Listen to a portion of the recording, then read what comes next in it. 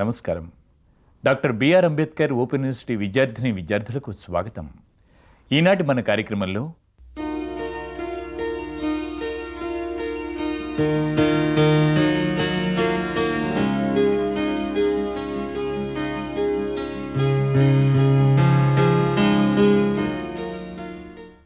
Hello everyone. Let us learn how English sounds. This is a video lesson on behalf of Dr. Ambedkar Open University. Are you all ready? All right. Let's see what are the different English sounds we have. The English alphabet, as you all know, has 26 letters. But when you're talking about sounds, it's not 26 at all. You have 44. Well, these sounds can be divided into consonants and vowels. Consonant sounds, again, can be either voiced or voiceless. Vowel sounds, on the other hand, are always voiced.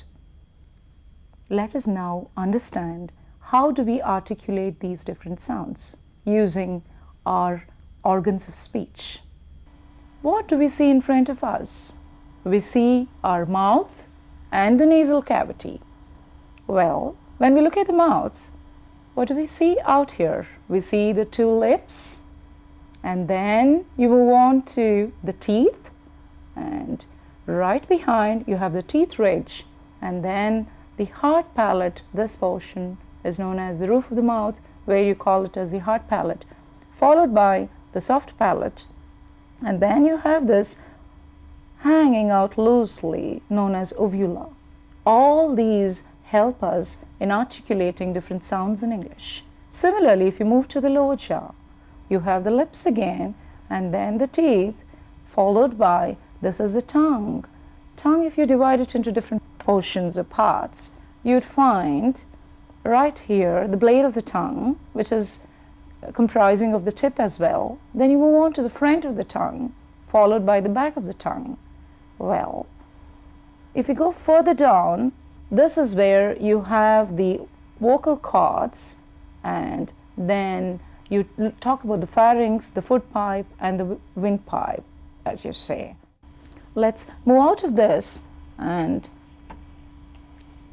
talk about how we pronounce each of these sounds. Let's look at consonants. Right.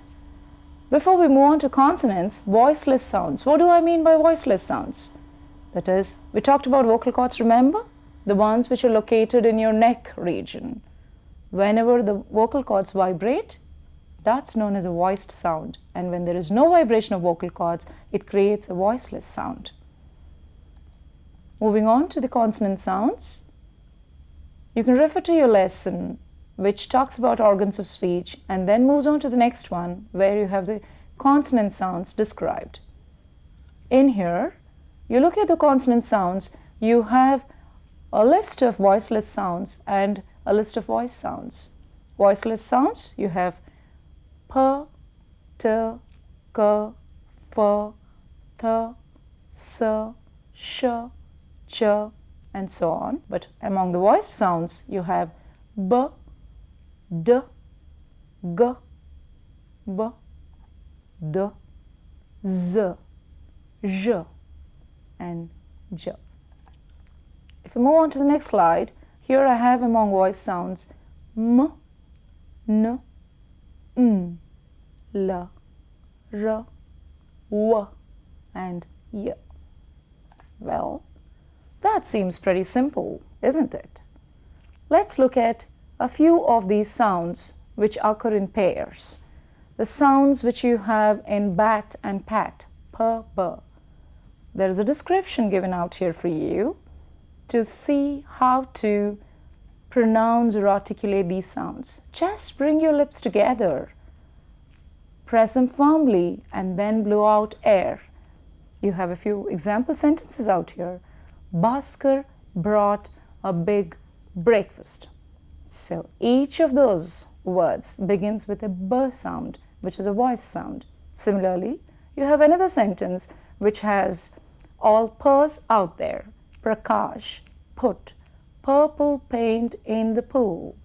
You can have fun while you're reading out these sentences aloud.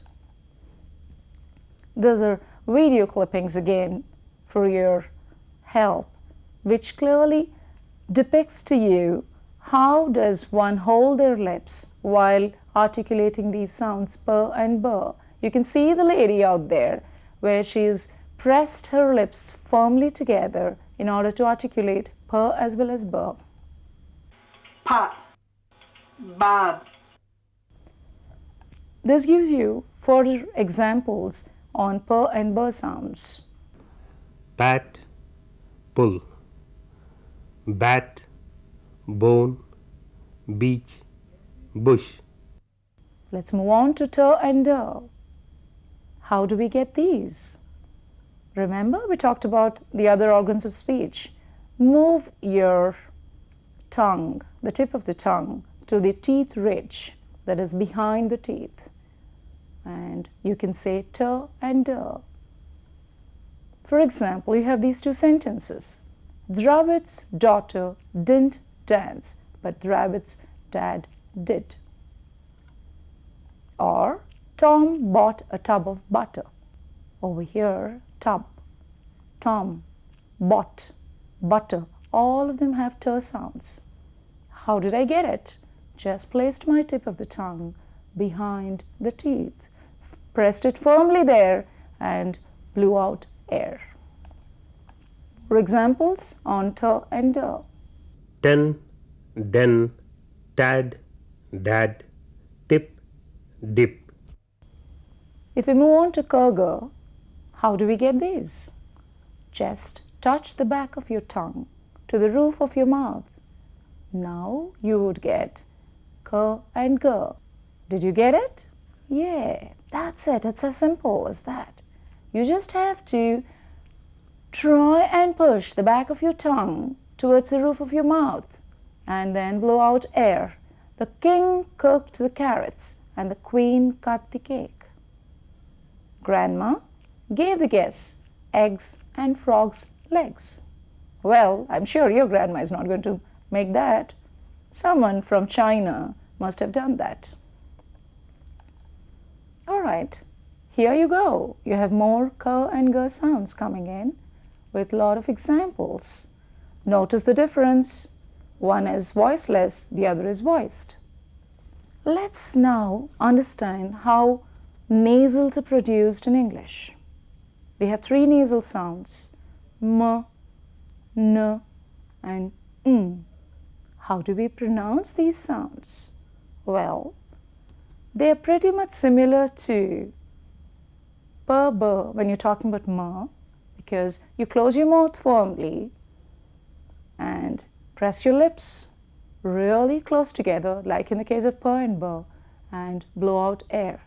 But the difference is the air goes out from your nose to get this sound rather than from your mouth. You can actually put your finger in front of your nose to make out that indeed, otherwise it's not a m sound. Please remember.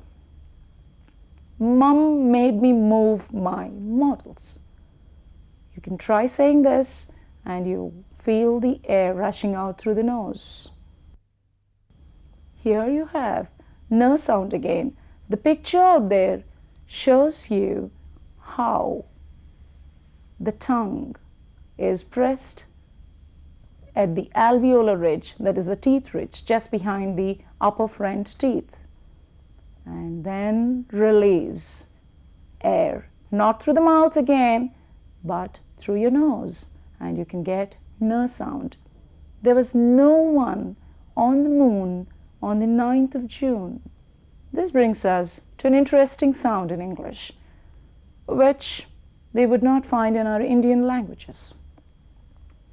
Do not mistake it as a combination of n, g, though in spelling, that's how it's presented most often. Do not combine those two sounds and try to bring it. Do not say ng. That's a common mistake. It's ng. How do we get this?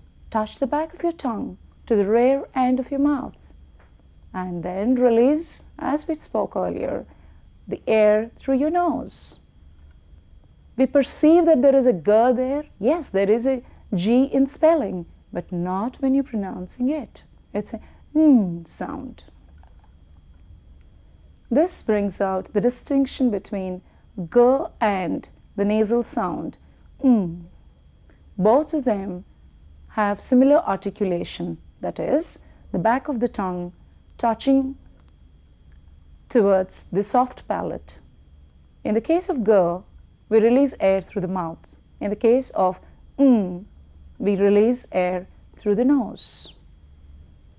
Do not treat, as I mentioned, N and G as separate sounds when you're looking at words like bring, sing, and thing. It's just one sound.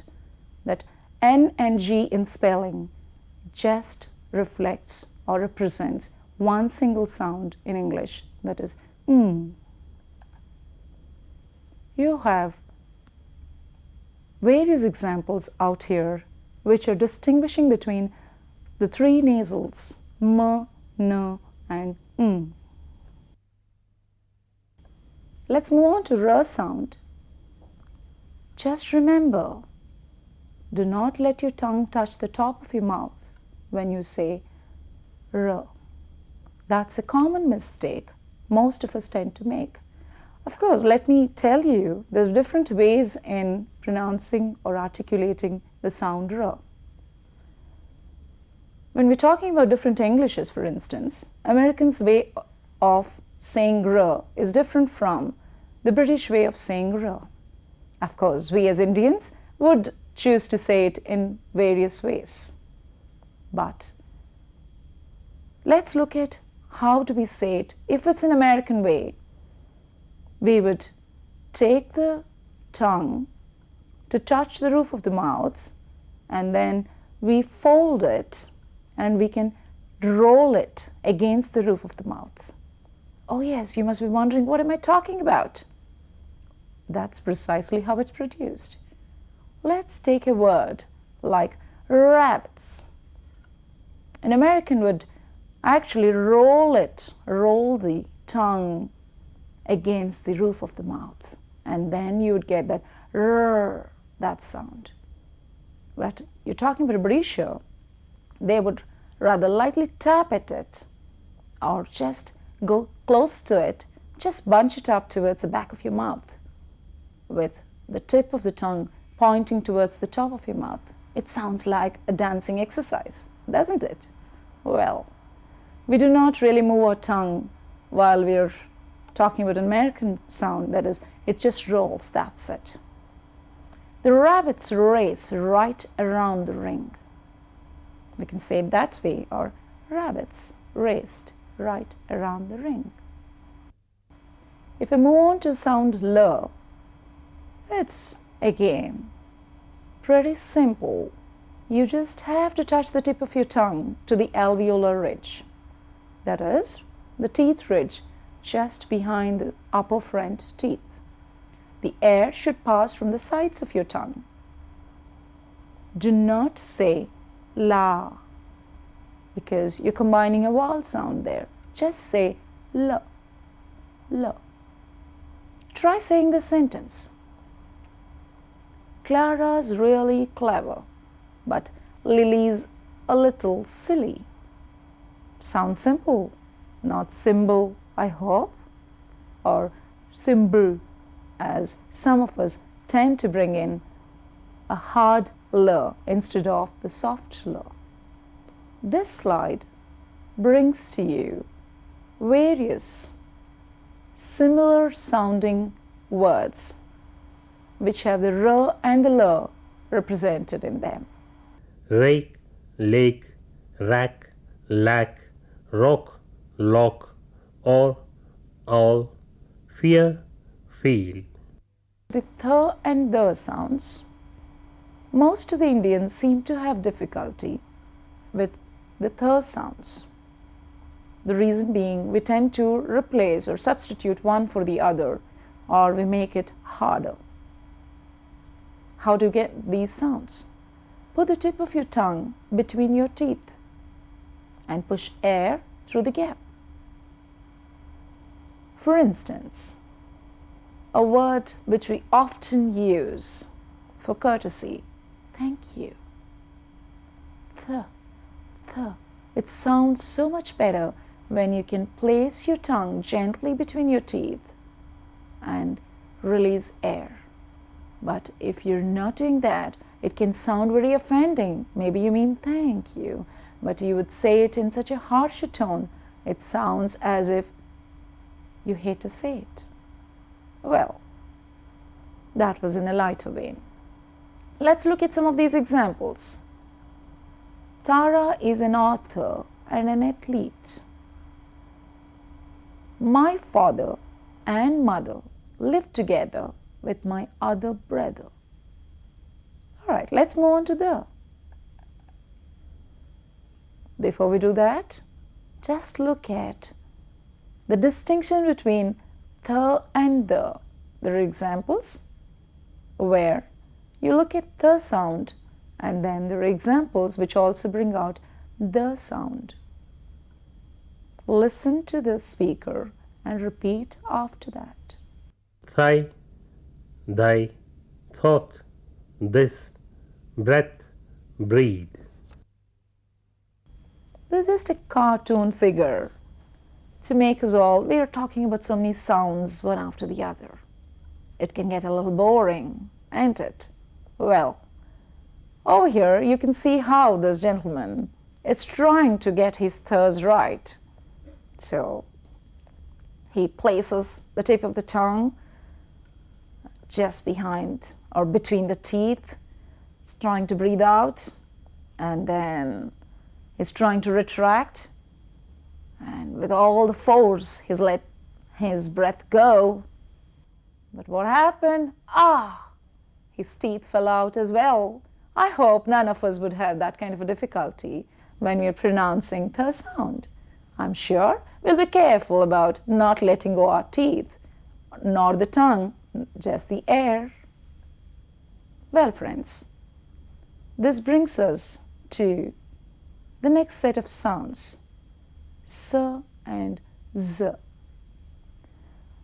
We Indians experience certain difficulty when we're trying to articulate sounds like S and Z.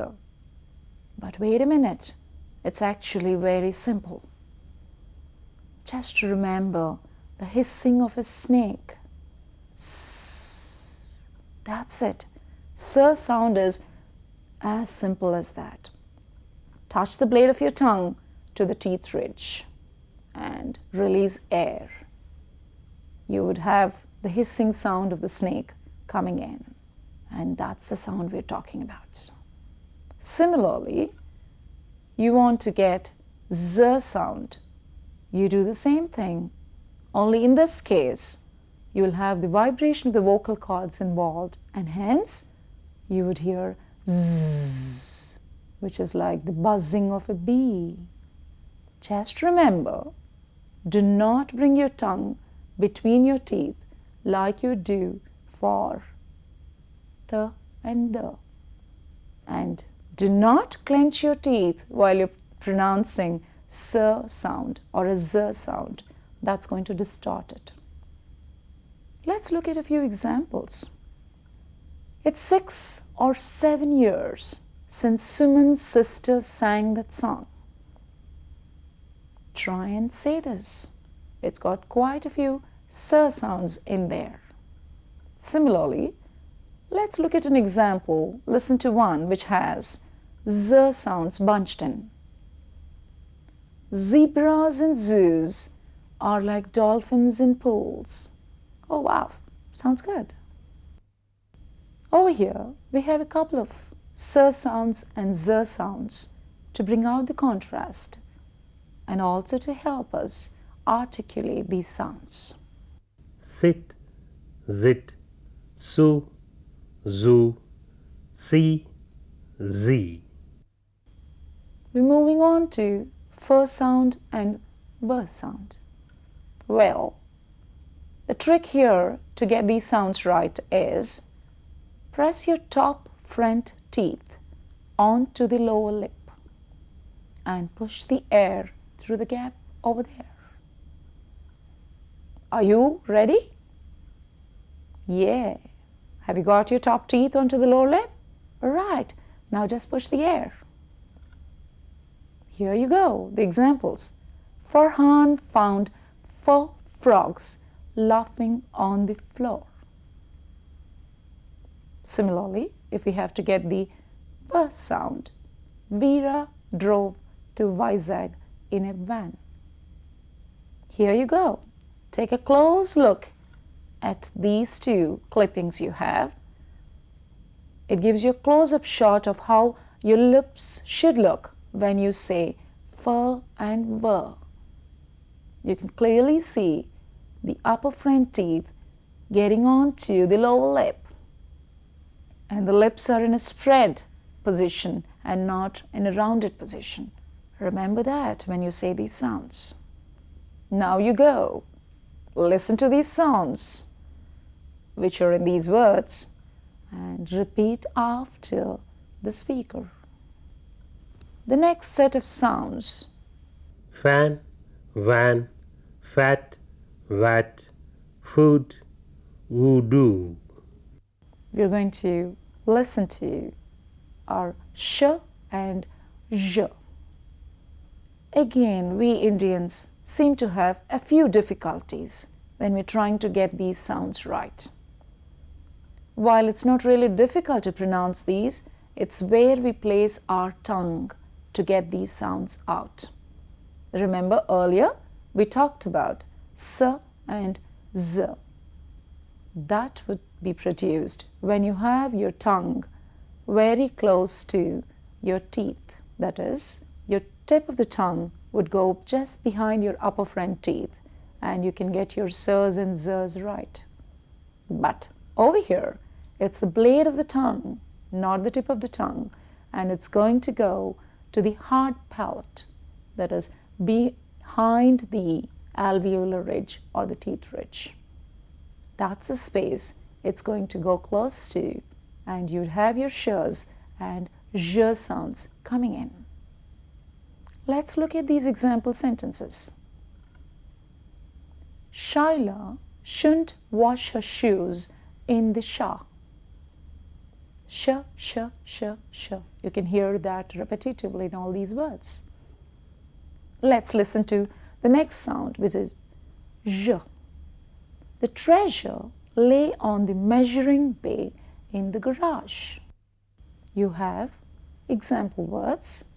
You can listen to the recording and repeat after that. This brings us to the next set of sounds. Ch and j. This is where we Indians seem to have a problem. Yeah, there are too many j's in English. Because take any of our Indian languages, what would happen is we would have an aspirated variety and an unaspirated variety. That is, I want to say something, I'd say papa, baba, mama, whatever, something like that. I wouldn't know, there isn't mama, but what we would definitely do is cha-cha, ja-ja. That's how it would go in Indian languages. But in English, you have 3 different j's coming in. But if you're with me, it's actually pretty simple. It's all very playful and fun-filled activity because the whole thing can be done using your tongue and your lips and your teeth ridge and whatnot.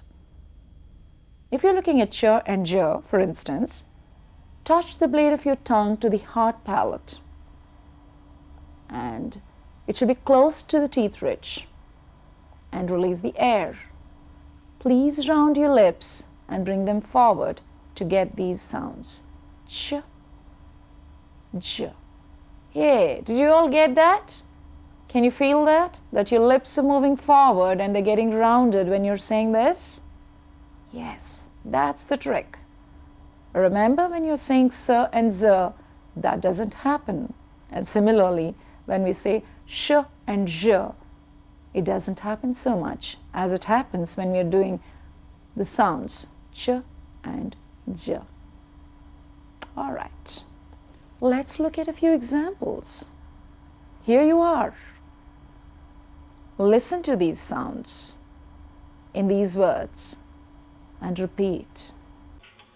Church. Judge. You have a few example sentences out here. Which child put chalk on the teacher's chair? Ginger spilt orange juice on George's jacket. Well, isn't it fun to try and say these sounds? Yes, it is. This brings us to the last voiceless sound among consonants, H. Just open your mouth wide and blow out air. And you got this right. H. Harry had a habit of helping the poor. All right? These are some of the examples for H sound. This brings us to another problematic sound we were talking about, we have difficulty with. This is the W. Did you get that? Just round your lips and bring them forward and then relax. Remember earlier I was talking to you about how to get van?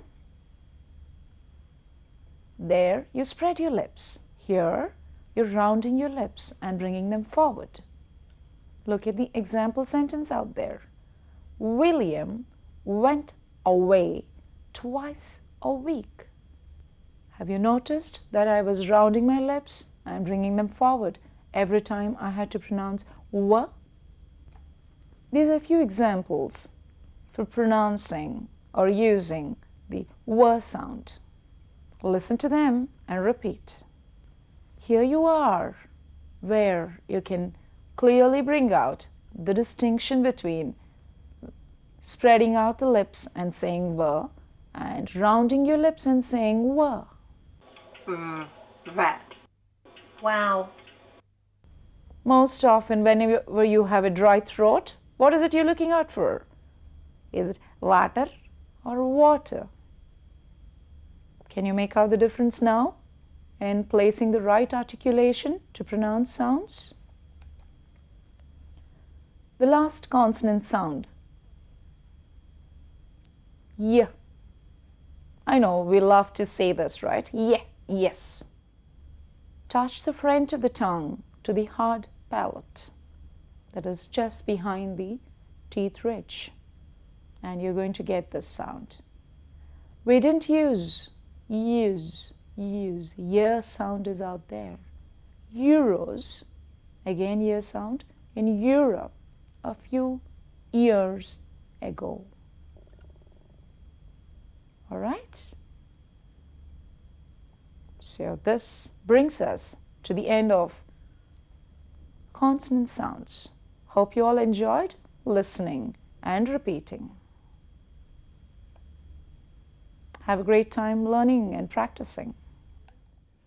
ఈనాటి మన ఉన్నత విద్యా కార్యక్రమాలపై మీ సందేహాలు, సూచనలు, సలహాలు తెలియజేయవలసిన మా చిరునామా director audio visual production and research centre, doctor BR Ambedkar open university, professor G Ramreddy Marg, road number 46, Jubilee Hills, Hyderabad 500033.